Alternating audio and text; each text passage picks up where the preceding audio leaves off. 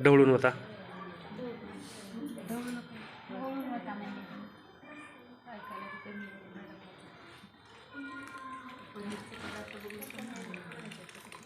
Soybean paneer बनवत असताना citric acid टाकून दूध फोडलेलं आहे. आता ते सेट होण्यासाठी गाळून घेण्यात येत आहे. कमीत कमी 3 ते 4 तास त्याला सेट होण्यासाठी टांगून ठेवलं तर गोळा पनीर तयार होतं. तेच मशीनमध्ये घातलं आणि त्याला प्रेस केलं तर बाजारातल्यासारखं पनीर तयार होतं. आपल्याला जसं पाहिजे त्या पद्धतीनं ह्याला आकार देता येऊ शकतो. आणि सोयाबीनचं आपल्याला पनीर बनवणं चालू आहे या ठिकाणी.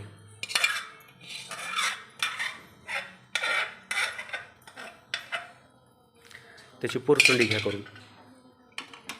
आता जसं केलं तो तसंच करा. पिळायचं नाही. सटकेल, पाणी उडेल, कुणाच्या त्याला पोळेल, त्याच्यासाठी त्याची काळजी घ्यायची आहे.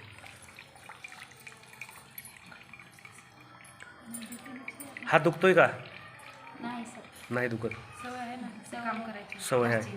बरं, आता काय करूया, त्याची पुरचुंडी बांधा.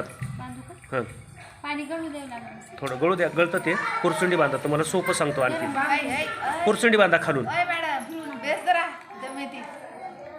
बांधा पुरचुंडी. एकच पदर घ्या. दुसरा पदर लागणार आहे. हां, बस खाली. घट्ट बांधा जरा.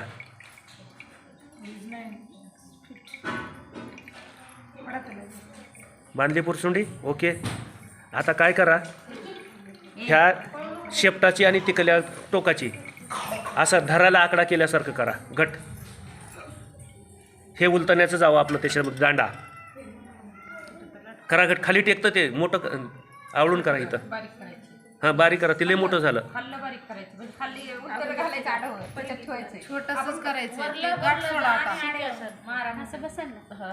होय हो. हे बघा, हे असं घातलं ह्याच्यात आपल्याला. हे बघा, 1 मिनिट. आणि ह्याच्यात ठेवलं, बुडाला टेकायला लागलं. हे बुडाला टेकणार नाही. असं गाठ मारायची त्याची. हां, बघा आपण किती हुशार आहोत. असं करायला पाहिजे. तर तरी पण हे नाही. अडकावायचं आहे. कुठं अडकावता ह्याला? चला, असं हे असं लटकवायचं आहे आपल्याला. कमीत कमी आपलं नाश्ता होईपर्यंत ह्याला लटकावून ठेवूया. गोळा पनीर तयार होतं छानपैकी. हां, चला ते बाजूला काढा ताट तुम्ही.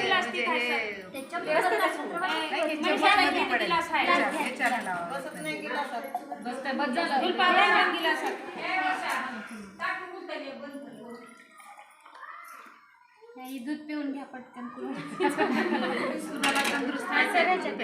दूध प्यान पैलवान बना. हां, ओके.